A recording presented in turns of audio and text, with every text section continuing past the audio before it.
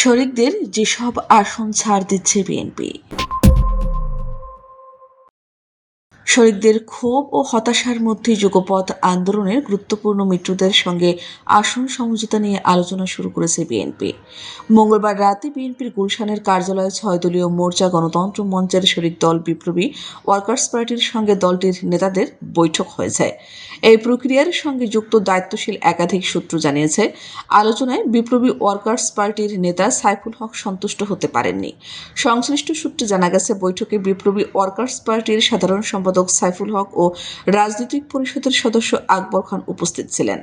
বিএনপির পক্ষে ছিলেন মহাসচিব মির্জা ফখরুল ইসলাম আলমগীর সহ ৩ নেতা। তারা দীর্ঘ সময় জোটের মনোনয়নের ব্যাপারে আলোচনা করেন।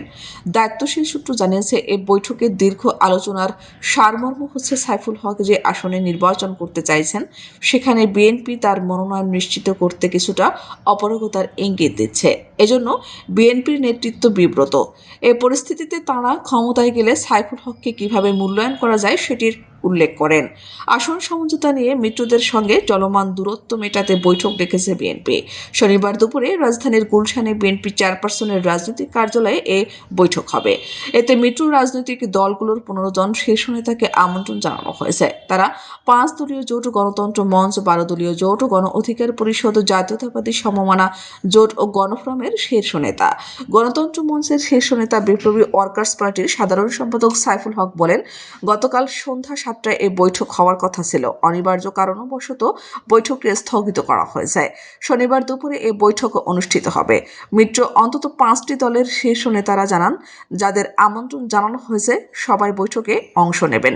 নির্বাচনী আসন সহ সার্বিক পরিস্থিতি নিয়ে আলোচনা হতে পারে। এ বৈঠকে বিএনপির পক্ষ থেকে মহাসচিব মির্জা ফখরুল ইসলাম আলমগীর সহ কয়েকজন শীর্ষ নেতা থাকার কথা রয়েছে।